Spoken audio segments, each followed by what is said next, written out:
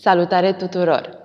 Am acceptat provocarea Lipton Ice Tea România și odată cu lansarea noului lor produs, Lipton Ice Tea, ceai verde cu aromă de piersică și un conținut redus de zahăr, am creat împreună o serie de videoclipuri pentru YouTube cu intenția de a te ajuta să pleci într-o călătorie în care să descoperi cea mai bună variantă a ta. Te invit pe saltea și hai să vedem ce putem face împreună. O să vii cu picioarele depărtate cât salteaua de lată, să mergem către Child's Pose și doar pentru 3 respirații o să inspir pe nas, o să expir pe nas și cu fiecare respirație vreau să te relaxezi puțin mai mult, să devii mai prezent și să iei cu tine intenția acestei clase de a crea spațiu și ușor de aici o să te ridici în tabletop și o să facem 3 runde de cat cow. O să ai umerii deasupra palmelor, șoldurile deasupra genunchilor și apoi o să cobori abdomenul, o să deschizi pieptul, inspiri, apoi expiri, o să împingi bine de tot în palme și în vârfurile tălpilor, o să rotunjești spatele și o să expiri. Inspiri, deschizi pieptul, expiri și rotunjești. Ultima dată. Inspiri și apoi expiri. Și de aici o să mergi în Downward Facing Dog.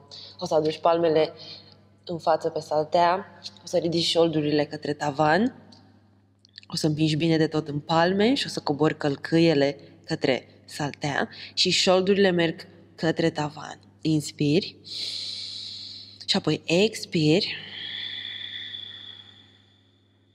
Și de aici o să îndoi genunchii și o să mergi cu picioarele către partea din fața saltelei. O să aduci degetele mari de la picioare împreună.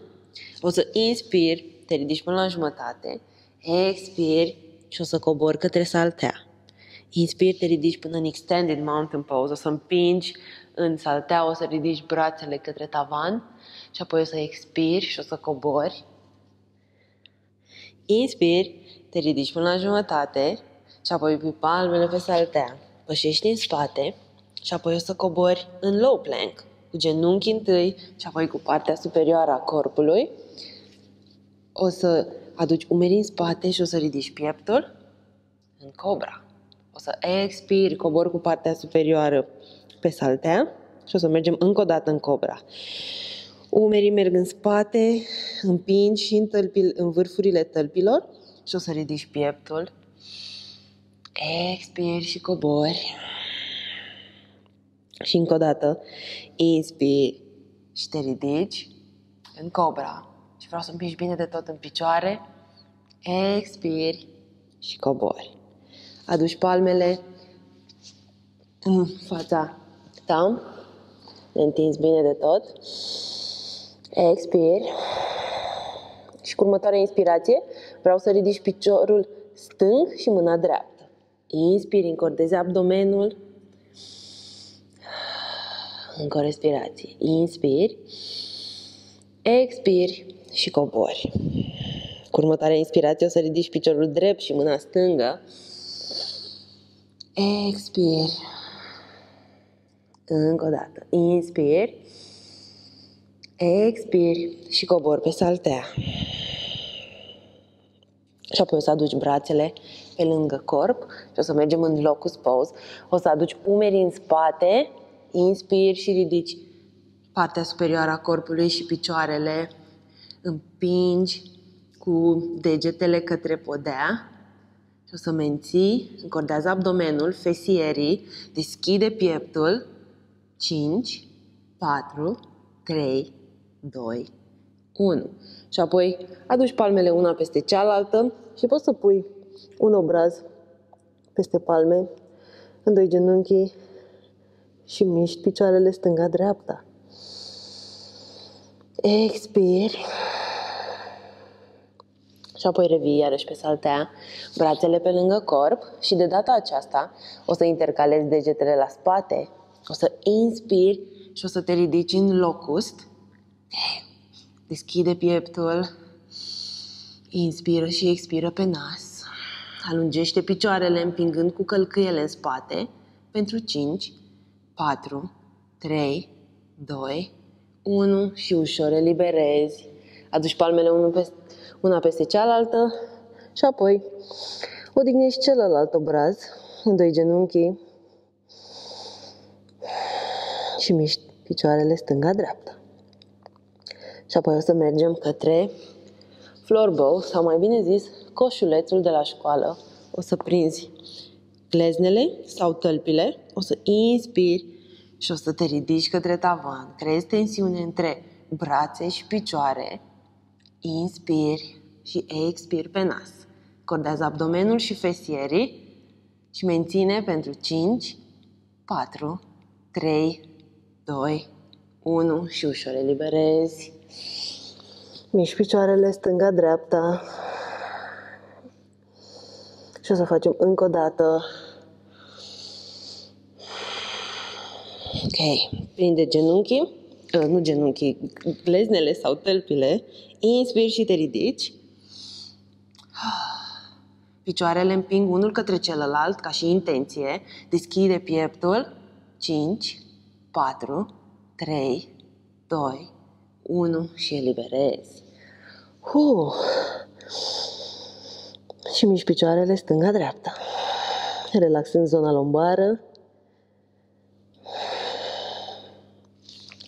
Și de aici o să vii pe genunchi și o să mergem în camel pose. Și avem 3 opțiuni. În camel pose o să aduci genunchii la nivelul șoldurilor și o să aduci palmele peste zona lombară. Opțiunea numărul 1 este să împingi șoldurile către înainte, să deschizi pieptul către tavan și să rămâi aici. Opțiunea numărul 2 este să prinzi un călcâi și cu o mână în sus și nu-ți face griji că o să facem încă unul și o să poți să faci și cealaltă parte. Sau opțiunea numărul 3, să împingi șoldurile către înainte, să prinzi călcâiele și să deschizi pieptul și menține pentru 5, 4, 3, 2, 1. Și ușor eliberezi și vii în Child's Pose. Prima postură pe care am făcut-o, genunchii cât salteaua de lată și apoi cobori fruntea pe saltea și relaxezi șoldurile către călcâie. Inspiri și expiri pe nas.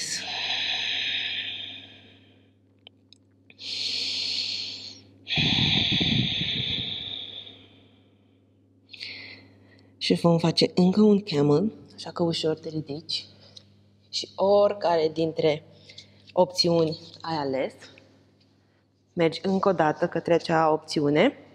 Așa că dacă ai ales opțiunea numărul 2, în care ai prins doar un călcâi, acum mergi către cealaltă opțiune, prins călcâiul opus și ridici mâna, trimiți șoldurile către înainte sau te duci în postura completă pentru 5, 4, 3, 2, 1 și ușor eliberezi.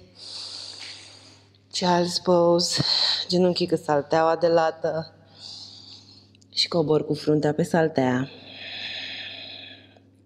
pentru 3 respirații. Și cu fiecare expirație te relaxezi puțin mai mult.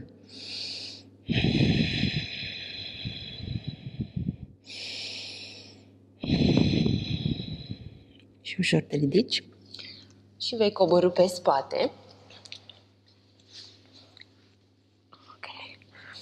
Și vreau să știi că pentru a crea spațiu, în general trebuie să lași ceva să plece și cu fiecare expirație vreau să te focusezi pe acest lucru ca să poți să aduci acel lucru care te inspiră și pe care vrei să-l creezi în viața ta. Ai nevoie să dai ceva la o parte, ceva de care nu mai ai nevoie și practica de yoga chiar te ajută în această direcție, să vii cu intenția de a lăsa ceva ce nu mai funcționează să plece, ca să creezi spațiu pentru acel lucru pe care întâi vrei să-l aduci în mintea ta, să fie viu acolo în minte, ca apoi să poți să-l manifesti în viața ta.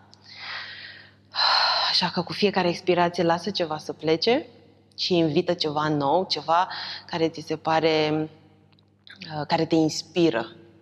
Okay. Și acum o să facem bridge pose, așa că îndoaie genunchii și adu călcâiele cât mai aproape de oasele șezutului și o să împingi în tălpi și o să ridici șoldurile către tavan, să împingi în brațe. Dacă poți să intercalezi degetele la spate, este ok. Dacă nu, ține-le pe saltea și împinge. Încordează abdomenul, fesierii și până și coastele de jos vreau să le trimiți către coloană și menține pentru 5, 4, 3, 2, 1 și ușor eliberezi și miști picioarele stânga-dreapta.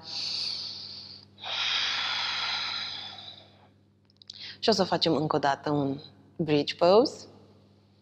Așa că inspiri, ridici șoldurile către tavan. Picioarele rămân paralele și împing ca și intenție unul către celălalt. Și deschide pieptul. Trimite șoldurile către tavan. Pentru 5, 4, 3, 2, 1 și ușor eliberezi. Și miști picioarele stânga-dreapta.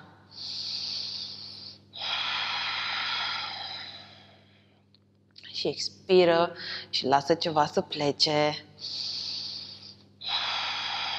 De multe ori ne atașăm de aceste lucruri care nu mai funcționează.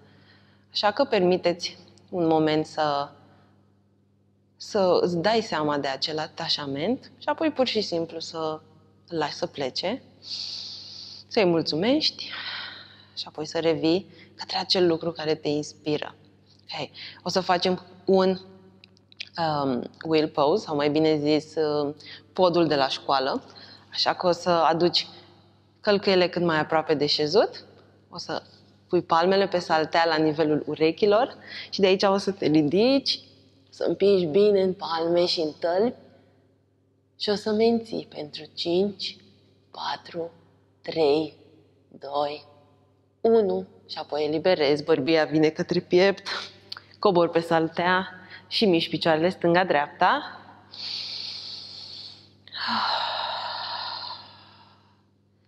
Și apoi o să aduci tălpile împreună în Supta Baddha Konasana. O să odihnești palmele una peste piept, una peste abdomen. Și vreau să ții câteva momente și să crezi în mintea ta acel lucru, să vizualizezi, mai bine zis, acel lucru pe care vrei să-l creezi și care te-ar face foarte fericit.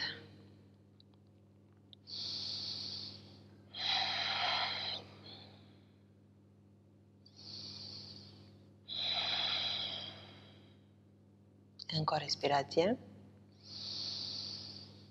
Expiră. Și ușor deschizi. Ok. Și te ridici pe genunchi. Și acum, pentru că deja ai vizualizat acel lucru pe care ți-l dorești să creezi, vreau să te duci în afara saltelei, da, în viața ta și să creezi acel lucru de care simți tu că ai nevoie în viața ta și pur și simplu să-ți permiți să ai o aventură nouă, să-ți faci un plan pe care să-l urmezi pas cu pas și îmi doresc mult de tot să-l manifesti.